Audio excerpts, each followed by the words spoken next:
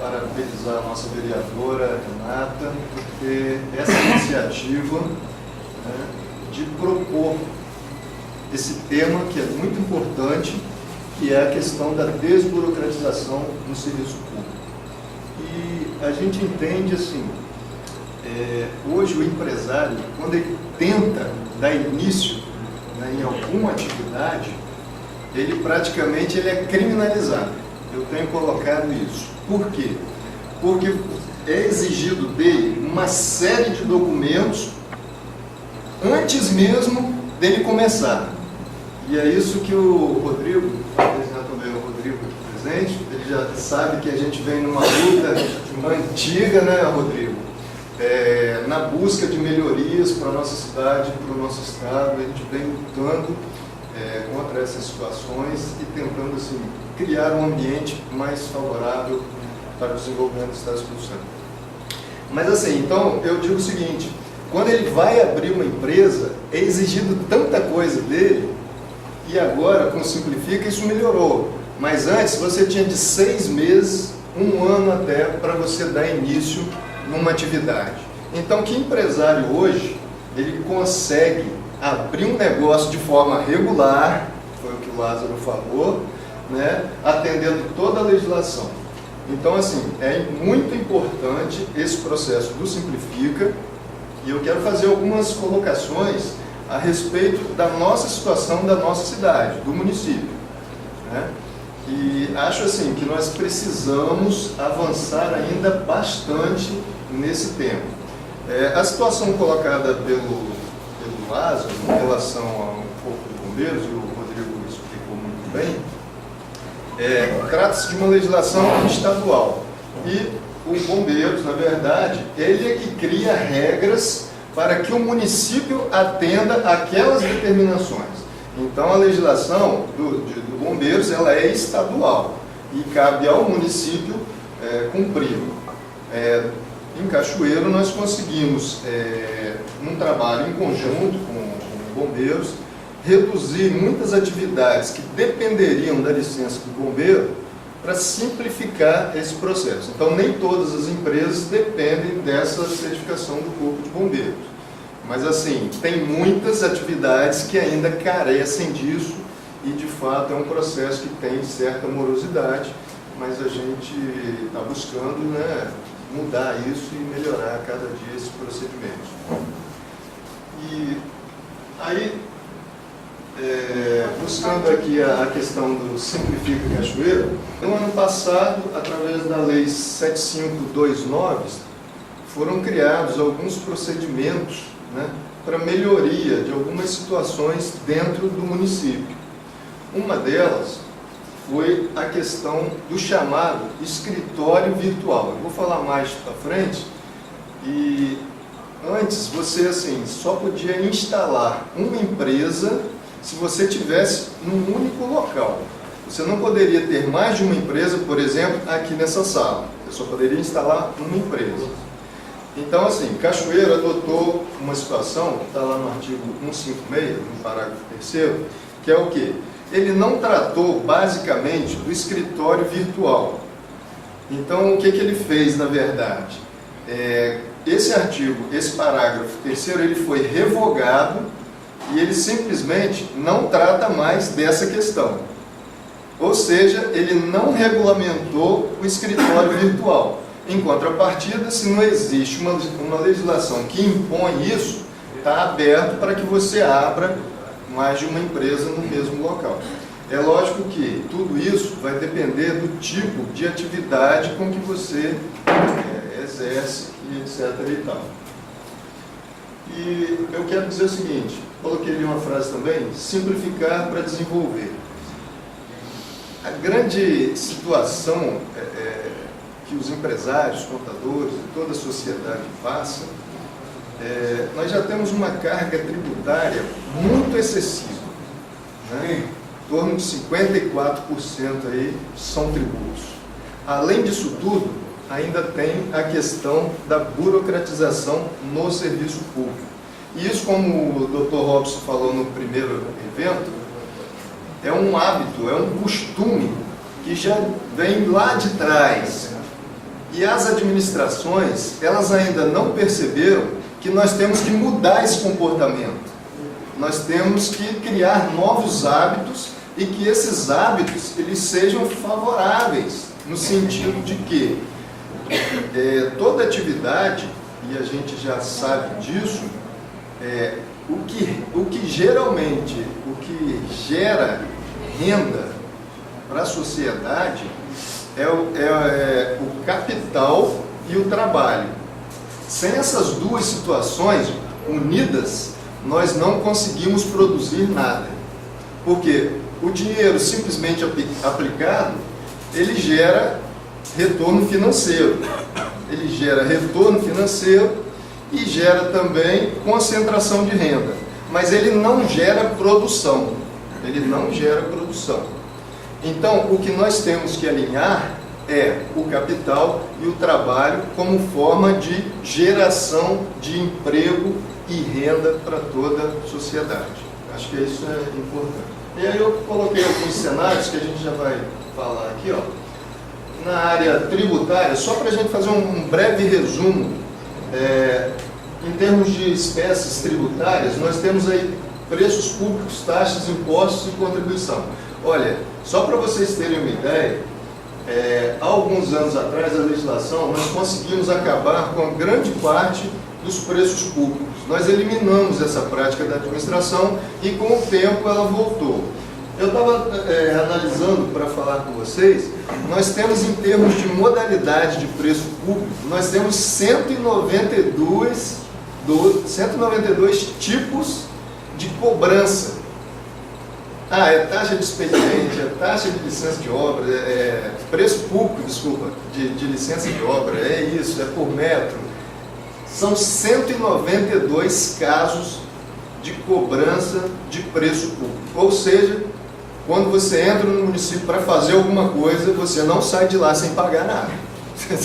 Com certeza, se você quer regularizar alguma coisa, você vai ter que contribuir com o preço público. Eu acho que isso a gente pode simplificar e reduzir. Tem um caso, por exemplo, e a Renata que mexe um pouco mais com isso, que é a questão da unificação e desmembramento de lotes. Veja que quando você compra ou vende um imóvel, você está sujeito ao ITBI, quando for compra e venda, exceto causa-mortes e tal, que é no Estado. Mas falando de compra e venda, você já tem o ITBI, que é o Imposto sobre Transmissão do Bem. Quando você vai fazer um processo de unificação ou desmembramento, você paga 0,4% sobre o valor do imóvel, para fazer essa separação ou junção de imóveis. Então veja que praticamente é o mesmo tributo que você já está cobrando no ITBI. E isso não é viável. Seria praticamente uma bifurcação nesse caso. Em termos de taxas, nós temos aí 5 taxas principais, que é a taxa de licença para funcionamento, taxa de anúncio, taxa de licença ambiental, são várias taxas ambientais. Vigilância sanitária. E vigilância sanitária. Então são 5 taxas aí que você contribui e as ambientais são pesadas, elas não são baratinhas não. Impostos nós temos 3, ISS, IPTI e IPTU, e ainda nós temos 2 contribuições, que é a questão da iluminação pública e a coleta de resíduos sólidos na área da saúde. A coleta de resíduos sólidos, houve uma alteração na legislação e acabou-se que num determinado segmento ele tinha uma escala de 1 a 100, vou colocar assim, mas era muito pesado para pequenos estabelecimentos. Isso houve uma alteração e inclusive foi tema discutido aqui na CIS e o valor inicial ele reduziu e então nós já temos alguma luz nessa questão da cobrança do resíduo sólido. Entrando agora um pouquinho na questão da abertura de empresas, né, que trata-se aí do cadastro mobiliário, inscrição de empresas autônomas e escritório virtual, já falei um pouquinho. A inscrição da empresa, o fechamento, etc., como o Rodrigo falou, ela passa agora tudo pelo Simplifica. Então você entra lá com a viabilidade para verificar se naquele local é permitido ou não instalar aquele tipo de empresa. Simplifica, é uma evolução do regime. Então, no regime, o que acontecia? Você dava entrada no regime e as secretarias municipais envolvidas no processo de abertura de empresas, elas se manifestavam a respeito. Hoje, essa prática ela não vem acontecendo. E aí, alguns municípios, eles estão tendo certa resistência nessa situação. Por quê? O Simplifica, ele já está autorizando a empresa sem que as secretarias tenham a possibilidade de se manifestar, se naquele local é possível ou não. Pode ser, né, que esteja acontecendo uma falta de entendimento entre os órgãos, de fato. E isso acho que a gente pode ir conversando ao longo do tempo. Mas as alterações que são feitas no Simplifica, elas não estão sendo repassadas ainda para os municípios. E isso aí está causando um certo problema. Por quê? Na verdade, essa falta de diálogo, vamos dizer assim, entre entes do Estado e município, está causando uma situação que é a criação do processo manual para abertura de empresa. Então, vou levantar esse caso para depois a gente poder discutir isso aí e trazer esse entendimento entre Estado e município. Mas o processo está bem mais simplificado e ele está dando resultado. Uma outra coisa que impacta a abertura de empresas é a questão da viabilidade versus PDM. Hoje nós temos uma legislação extremamente restrita, que é o PDM, e ele impacta diretamente na abertura das empresas. Então, Renata, nós sugerimos que possamos trabalhar junto ao Executivo, a Câmara Municipal, para que a gente possa fazer uma revisão do PDM. Porque a gente cria toda a situação informatizada aqui, mas a lei, por outro lado, ela te restringe. Então, nós não vamos conseguir fazer com que os processos sejam rápidos. Então, grande parte das empresas, elas estão dispensadas dessa consulta do PDM. Mas as empresas que apresentam grau de risco, elas ainda estão subordinadas a essa legislação que é o PDM. E aí, basicamente, passa por um processo de revisão. Eu me lembro de um caso em Soturno, no distrito de Soturno, que tem uma via que ela pega lá do início do centro, né, vamos botar assim, e chega na rodovia ali de Vargem Alta. Um trecho dela permite a instalação de postos de gasolina. No meio dela para frente já não permite, e é a mesma via. Ou seja, nada justifica que uma avenida, que é uma principal, você tenha possibilidades no início e não no meio e fim para determinada atividade. Então, assim, isso é importante porque a gente tem que fazer essa revisão. Porque não vai mudar em nada você ter ou não no início ou no final. São coisas assim. E isso é frequente. Eu estou citando só um caso, mas ele acontece em muitas ruas da cidade. O que a gente poderia também avançar na questão da viabilidade é que hoje esse processo é startado ali na Secretaria de Fazenda, você dá a entrada através do Simplifica, mas tem uma pessoa que é do PDM que avalia se esse procedimento, se essa empresa pode ou não ser instalada. Então, dentro da questão da legislação de ruas, endereços e ruas da cidade, nós temos uma coisa chamada lá de trechamento. Se nós conseguíssemos aplicar esse conceito que nós temos lá no IPTU, do trechamento, nós poderíamos dizer que em cada trecho atividade A, B, C poderia ser resolvido, poderia ser implantado. E hoje isso é feito manual. Se nós colocássemos isso no sistema, essa viabilidade poderia ser online. Ou seja, se eu tenho aquele trecho e eu estou colocando a atividade tal ali, ela já é permitida ou não é permitida, o que facilitaria em muito esse tempo que você gasta nessa ação. Então, em relação à viabilidade, eu acho que seria interessante, porque isso já está construído, só não está sendo utilizado. É necessário, assim, criar algumas formas de alimentar...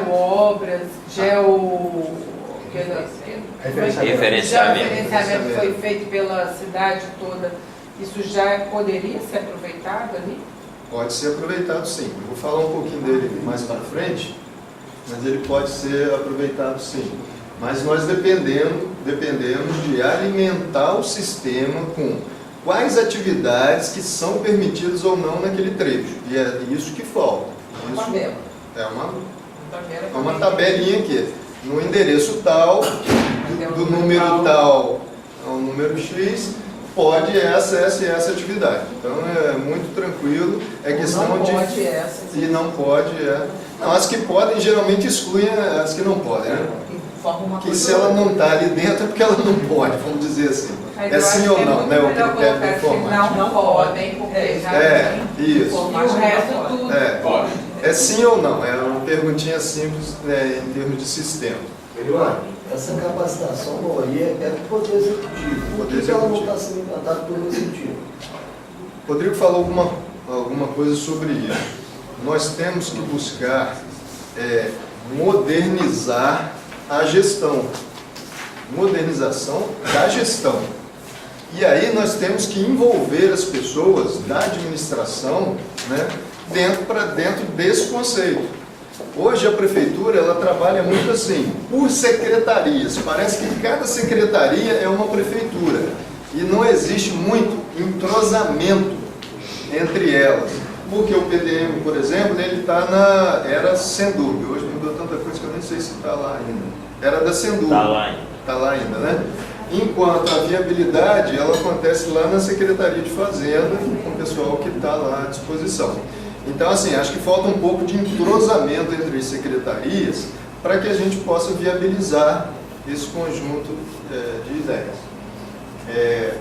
Vou trazer também um tema aí que foi implantado não, na verdade foi assim, a nota fiscal eletrônica.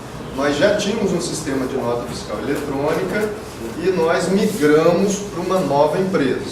É um sistema terceirizado e que você emite a nota fiscal eletrônica de serviços, né, no portal da prefeitura. Você emite de forma eletrônica. No início houve muitos problemas. Por quê? De certa forma, a administração ela quis o quê? Tirar uma coisa que estava funcionando e colocar outra. E não houve o tempo hábil para o treinamento e capacitação, primeiro, dos servidores, e em segundo plano, para os usuários do sistema, que são o quê? São as empresas. Então, na verdade, isso gerou uma certa polêmica no início, e principalmente nas questões de sistemas integrados, que você depende de uma construção, né, de um serviço de web para fazer essa comunicação, mas esses problemas eles já estão assim, praticamente resolvidos. Existe ainda alguma demanda de empresas novas que ainda não conseguem emitir a nota fiscal, tem alguma, vamos dizer assim, restrição em termos de como fazer, mas o sistema está funcionando, o pessoal está trabalhando aqui na prefeitura, em conjunto, e esses probleminhas estão sendo resolvidos e já está de forma satisfatória. Uma coisa criada também pelo município foi o DTE, que é o Domicílio Tributário Eletrônico. Isso facilita, dá o tempo aí, isso facilita porque todo aquele contribuinte que optar pelo DTE, ele já pode ser informado ou notificado de qualquer situação que exista em relação à empresa. Então é tipo uma caixinha lá, onde ficam lá as notificações e informações que sejam de interesse do empresário, né? Então ali o DTE é uma novidade que o município introduziu e que é importante e que as empresas devem optar pelo domicílio para facilitar o seu trabalho. Embaixo ali, agendamento eletrônico. Ele foi implantado recentemente e agora você, através do site da Prefeitura, tem lá o agendamento online. Então, se você precisa de qualquer demanda lá da Secretaria de Fazenda, você acessa o site e você vai fazer ali o seu agendamento. Nesse agendamento, você tem hora e data marcados para você ser atendido. Sendo que no agendamento, você pode utilizar para ser atendido um CNPJ ou um CPF. Então, tudo que for daquele CNPJ, você vai marcar aquele agendamento e você vai resolver todos aqueles problemas daquele CPF, CNPJ. Você não pode fazer mais de um, um para cada CNPJ especificamente, mas você pode fazer mais de um agendamento, não tem problema. E isso aí tem facilitado também a vida aí do nosso contribuinte. Foram criados, e aí eu perguntei o seguinte, mas e aquela pessoa que não fez o agendamento, ele não vai ser atendido? Não, são guichês separados e você também pode ser atendido lá na prefeitura, independente de agendamento. Mas você estando agendado, facilita, né, o seu tempo e você pode se programar. Dentro ainda de tributário, eu vou falar um pouquinho de cadastro imobiliário.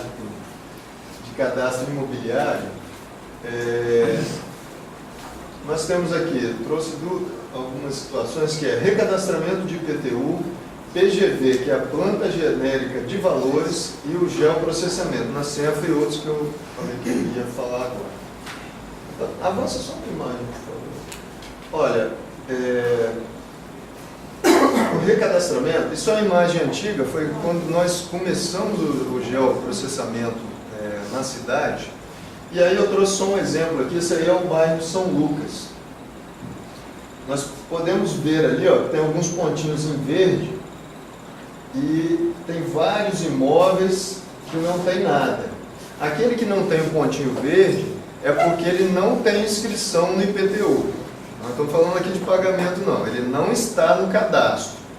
Ou seja, o que ocorre? Hoje nós temos uma parte que paga o IPTU, que está inscrito no cadastro, e grande parte dela não está no cadastro.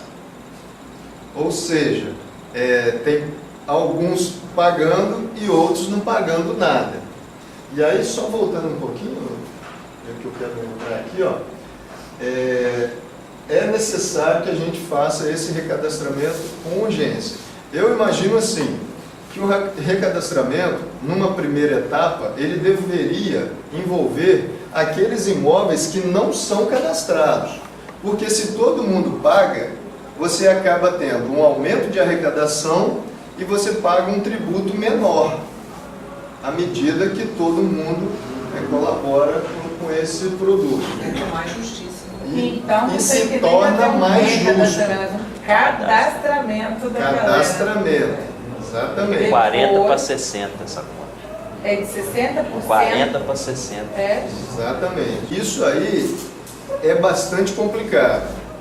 Porque se nós, ao invés de trabalharmos com recadastramento, se nós formos trabalhar planta genérica de valores, continua um pouco falando.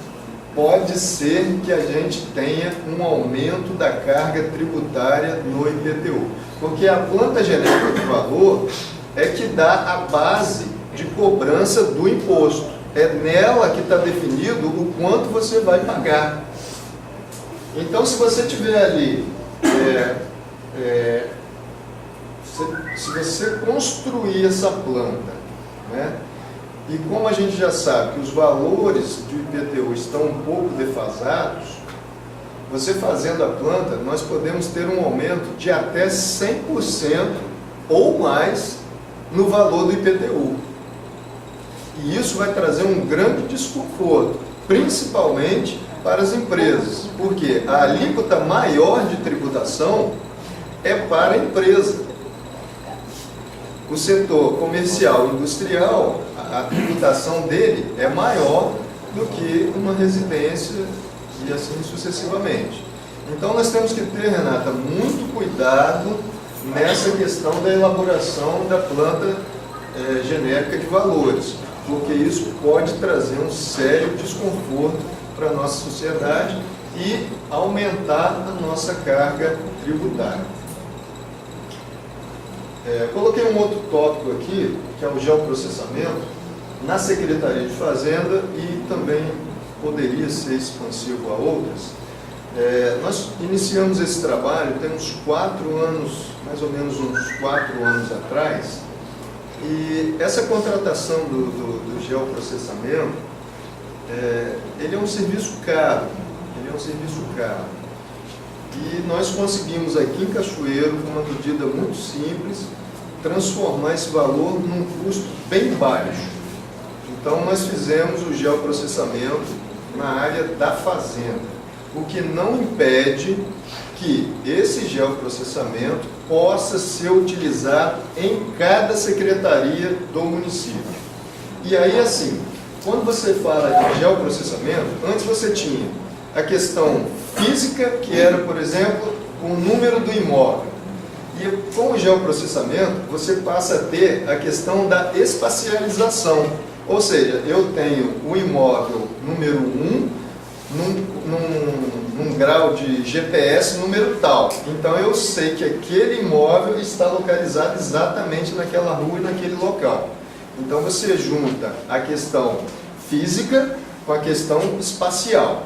E aí isso traz, imaginem vocês, uma gama de informações impressionante. Se a gente colocar, por exemplo, isso na saúde, nós podemos ter que, quando você for atendido, eu moro no imóvel tal.